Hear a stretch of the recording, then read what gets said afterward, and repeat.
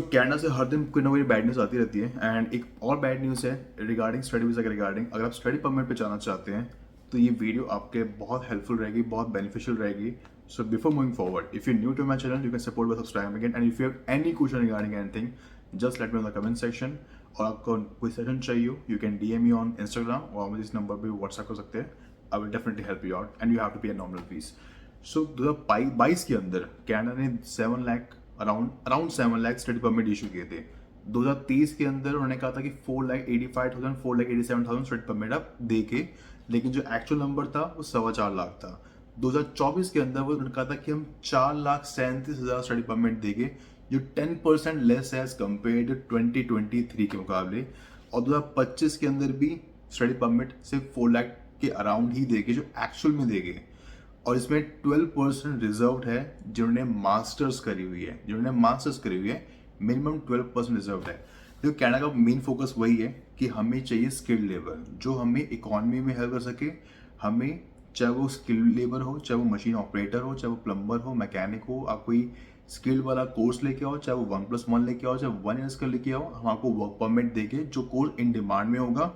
या तो अगर आप मेडिकल फील्ड में हो, मीन्स आप हेल्थ केयर इंडस्ट्री से बिलोंग करते हो, तब हम आपको वर्क देंगे। जब अगर आप कंस्ट्रक्शन फील्ड से हो, हम आप तब आपको वर्क परमिट देंगे। या अगर आप लॉयर हो, इंजीनियर हो, या आप कोई भी XYZ कोर्स लेते हो जो इन डिमांड में है, हम आपको तब वर्क परमिट देंगे। अगर आपके माइंड में है कि मेरे को रिटेल सेल्स सुपरवाइजर ले लूँगा, रिटेल कोई कोर्स ले लूँगा, ह्यूमन रिसोर्स का कोर्स ले लूँगा, इंटरनेशनल बिजनेस या सप्लाई चेन मार्केटिंग वाला, देखो ये एक पाथवे है to come to Canada, but there is no guarantee right now that you will get a work permit. November 1 से पहले पहले अप्लाई करते हो, चाहे कोई सर्टिफिकेट हो, 1+1 हो, डिप्लोमा हो, ग्रेजुएशन का भी हो, कोई मैनेजमेंट का कोर्स हो, BBA BCom, you will get a work permit. November 1 से पहले कोई भी कोर्स अप्लाई करते हो, अगर आपके पास ऑफर लेटर है और आपने फाइल लगा रखी है, you will get a work permit अगर आपका वीजा अप्रूव होता है। नवंबर 1 के बाद से अगर आप ग्रेजुएशन करते हो या कोई आप इन डिमांड कोर्स लेते हो, चाहे वो हेल्थ केयर इंडस्ट्री से हो, कंस्ट्रक्शन इंडस्ट्री से हो, या स्किल बेस्ड इंडस्ट्री से हो, तभी हम आपको वर्क परमिट देंगे। या मास्टर्स लेते हो 1 ईयर की, 2 ईयर की, या PhD लेते हो, तब हम आपको वर्क परमिट देंगे। अब बहुत से लोगों के माइंड में क्वेश्चन होता है, खासकर बच्चों के माइंड में, कि हम +2 के बाद जाना चाहते हैं या ग्रेजुएशन के बाद जाना चाहते हैं, मास्टर्स के बाद। तो हमारे माइंड में होता है क्या is it really worth coming to Canada और नॉट। मीन्स इस टाइम पर अगर हम जाते हैं, पहली बात हमें स्टडी परमिट मिलेगा या नहीं मिलेगा, और दूसरी चीज़ हम किस प्रोविंस को चूज़ करें, हम किस कोर्स को चूज़ करें, और अगर हम जाते हैं तो हमें PR मिलेगा या नहीं मिलेगा। क्योंकि जिस हिसाब से भी कनाडा की इकॉनमी चल रही है, हालात चल रहे हैं और सिचुएशन है, it is very difficult right now to get an opportunity, चाहे वो पार्ट टाइम हो, फुल टाइम हो। और बहुत मुश्किल है कि PR मिलना भी, क्योंकि 507 से नीचे स्कोर आया ही नहीं है। और 2.5 साल के अंदर सिर्फ एक बार फॉरेन ड्रॉ हुआ था, बाकी जितने भी ड्रॉ हो रहे सारे CEC वाले। इसके बाद मीन्स जो कैनेडियन एक्सपीरियंस क्लास है, अगर आपके पास कनाडा का एक्सपीरियंस है, वही वाले ड्रॉ हो रहे हैं। या फ्रेंच फ्रैंकोफोन कैटेगरी या कैटेगरी बेस्ड ड्रॉ हो रहे हैं, कंस्ट्रक्शन के, IT के, स्किल बेस्ड के, हेल्थ केयर के, फ्रैंकोफोन कैटेगरी के। तो इनकी डिमांड है। तो means in simple language, Canada को चाहिए मक्खन लोग जो स्किल्ड वाले हैं, जो इकोनॉमी में हेल्प करें। देखो 2024 के अंदर अराउंड 8 लाख से ज़्यादा वर्क परमिट खत्म होने वाले हैं, चाहे वो ओपन हो या क्लोज्ड हो। And this is the reality. Spouse visa मिल नहीं रहा, टूरिस्ट वीज़ा मिल नहीं रहा, और विजिटर वीज़ा मिल नहीं रहा। रिफ्यूजी जो क्लेम करना चाहते हैं उनको भी वापस भेजा जा रहा है। तो इशू बहुत सारे हैं। आपके माइंड में एक क्वेश्चन रहता है कि यार मैं अभी जाऊँ या ना जाऊँ। देखो जिस टाइम मैं वीडियो बना रहा हूँ, this is the mid of October, आज 18 तारीख है और अक्टूबर का महीना 2024। अगर आप जनवरी इनटेक की प्लानिंग कर रहे हो तो बहुत मुश्किल है। कोई पॉसिबिलिटी है, फिर भी पॉसिबिलिटी है, आपको या तो ओंटारियो, या तो ब्रिटिश कोलंबिया, या तो यूनिवर्सिटी ऑफ मैनिटोबा ऐसी यूनिवर्सिटी में मिल जाएगा थ्रू जुगाड़।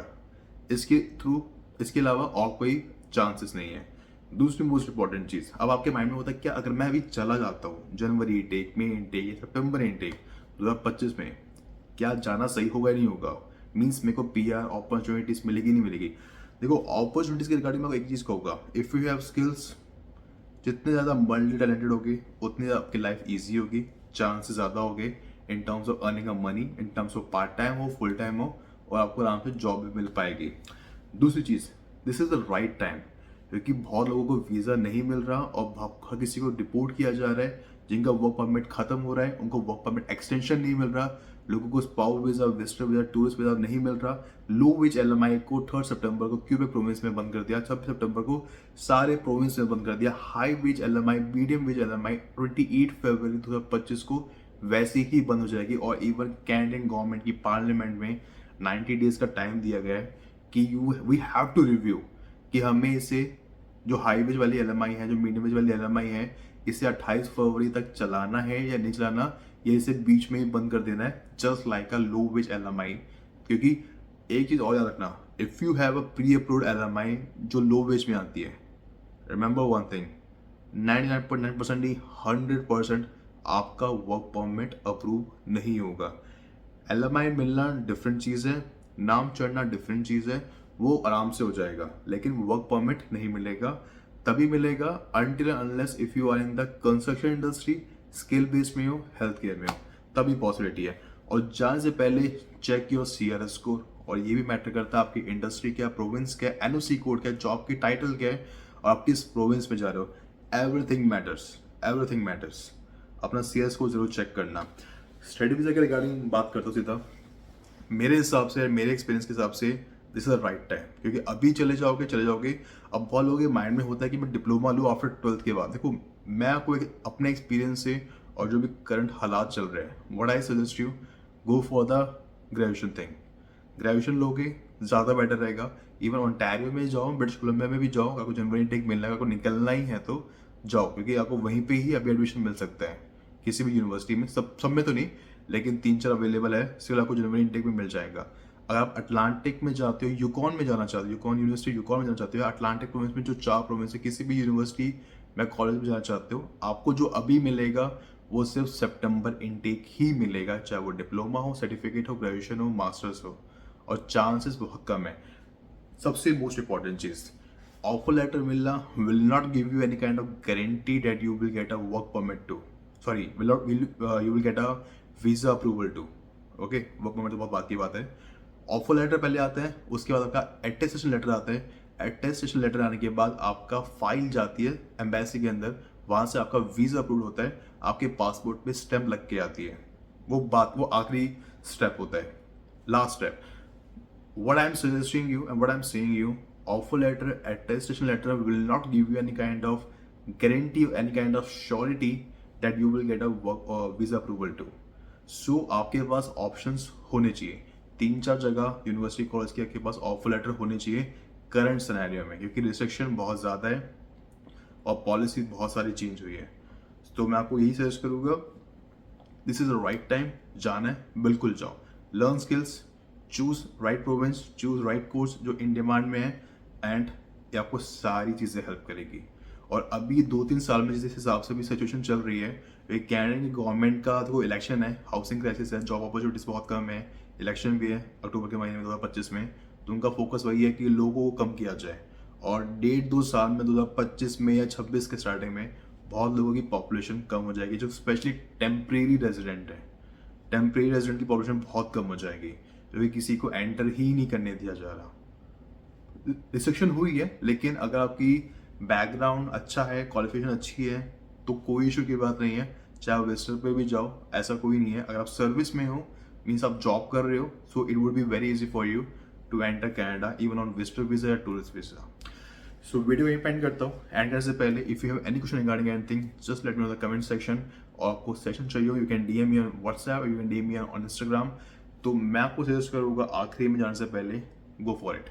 If you really want to go to Canada, go for it, this are perfect time, but make sure always choose public college, public university and in demand course, otherwise for life में issue आएंगे। And ये भी check करना कि अगर मैं ये करता हूँ तो मेरा कितना सीआरएस स्कोर बनेगा। तो स्टार्टिंग से अगर आप बिल्कुल बिगनिंग से ही आप प्लानिंग करोगे, प्रॉपर तैयारी करके रखोगे, तो आपका आराम से स्कोर भी बनेगा, पीएनपी के अंदर भी, सीएलएस के अंदर भी, और आपको आराम से पीआर भी मिलेगा।